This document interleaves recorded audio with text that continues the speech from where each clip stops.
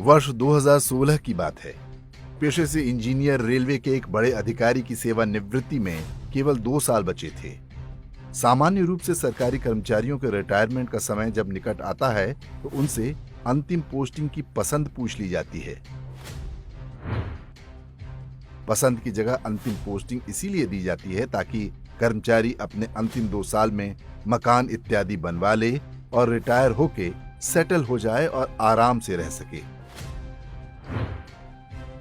पर उस अधिकारी ने अपनी अंतिम पोस्टिंग मांग ली ICF integral coach factory Chennai में, जहां रेल के डिब्बे बनाने वाला कारखाना है। रेलवे बोर्ड के चेयरमैन ने उनसे पूछा कि क्या इरादा है। वो इंजीनियर बोला, अपने देश की अपनी खुद की सेमी हाई स्पीड ट्रेन बनाना चाहता हूं। ये वो समय था जब देश में 180 किलोमीटर प्रति घंटा दौड़ने वाले स्पेनिश टैल्गो कंपनी के रेल डिब्बों का ट्रायल चल रहा था। ट्रायल सफल था, पर वो कंपनी 10 डिब्बों के लगभग 250 करोड़ रुपए मांग रही थी और तकनीक स्थानांतरण का करार भी नहीं कर रही थी। ऐसे में उस इंजीनियर ने यह संकल्प लिया कि वो अपने ही देश में स्वदेशी तकनीक से टैल्गो से अच्छे ट्रेन बना लेगा, आधे से भी कम दाम में। चेयरमैन रेलवे बोर्ड ने पूछा, are you sure we can do it? उस इंजीनियर ने दृढ़ता से कहा, यस सर। चेयरमैन ने पूछा, कितना पैसा चाहिए R&D के लिए? इंजीनियर ने कहा, सिर्फ 100 करोड़ रुपए सर। रेलवे ने उनको ICF में पोस्टिंग और 100 करोड़ रुपए दे दिए। उस अधिकारी ने आनन फानन में रेलवे इंजीनियर्स की एक टीम खड़ी की और सभी काम में जुट गए। 2 साल के अथक परिश्रम से जो नायाब प्रोडक्ट तैयार हुआ उसे हम ट्रेन 18 या वंदे भारत के नाम से जानते हैं। और जानते हैं 16 डिब्बे की इस ट्रेन की लागत कितनी आई? सिर्फ 97 करोड़, जबकि टैल्गो सिर्फ 10 डिब्बों के 250 करोड़ मांग रही थी। ट्रेन 18 भारतीय रेल के गौरवशाली इतिहास का सबसे नायाब हीरा है। इसकी विशेषता यह है कि इसे खींचने के लिए किसी इंजन की आवश्यकता नहीं पड़ती, क्योंकि इसका हर डिब्बा खुद में सेल्फ प्रोपेल्ड है, क्योंकि हर डिब्बे में मोटर लगी है। 2 साल में तैयार हुए पहले रैक को वंदे भारत ट्रेन के नाम से वाराणसी और नई दिल्ली के बीच चलाया गया। रेलवे कर्मचारियों की उस टीम को इस शानदार उपलब्धि के लिए क्या इनाम मिलना चाहिए था? उस अधिकारी को पद्म सम्मान, पद्मश्री, पद्म भूषण या पद्म विभूषण।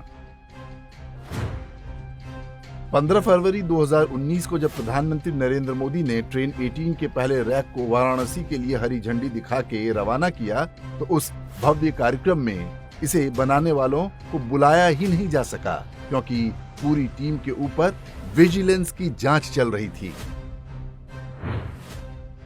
विपक्ष में बैठे लोग इस उपलब्धि को, नए भारत की नई रेलगाड़ी को पचा ही नहीं पा रहे थे। उन्होंने आरोप लगाया कि ट्रेन 18 के कलपुर्जे खरीदने में टेंडर प्रक्रिया का पालन नहीं हुआ। ICF ने अगले 2 साल यानी 2020 तक ट्रेन 18 के 100 रैक बनाने की महत्वाकांक्षी योजना बनाई थी, पर नई ट्रेन बनाना तो दूर, पूरी टीम ही विजिलेंस जांच में उलझ कर रह गई।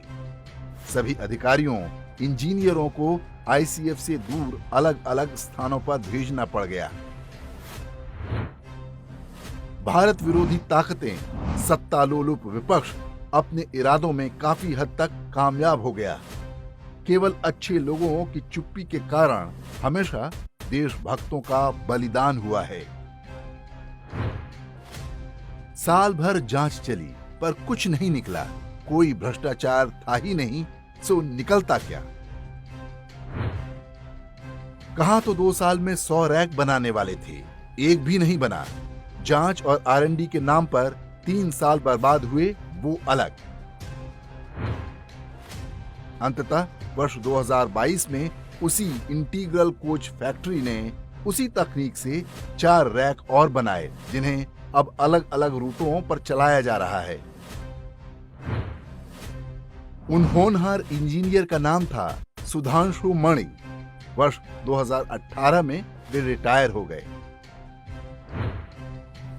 इस देश में ट्रेन 18 जैसी विलक्षण उपलब्धि के लिए उनके हाथ केवल इतनी उपलब्धि आई कि आज भी अधिकांश भारतीय उनके बारे में नहीं जानते। अपनी कहानी पर उन्होंने एक पुस्तक लिखी है जिसका नाम है माई ट्रेन 18 स्टोरी। आप चाहें तो उसे खरीदकर इस कहानी को विस्तार से पढ़ सकते हैं। पिछले दिनों जब एक वंदे भारत ट्रेन भैंस से टकरा गई और उसका अगला हिस्सा क्षतिग्रस्त हो गया, तो फिर से उसकी डिजाइन की आलोचना आरंभ हो गई। विपक्षी नेताओं ने व्यंग किए।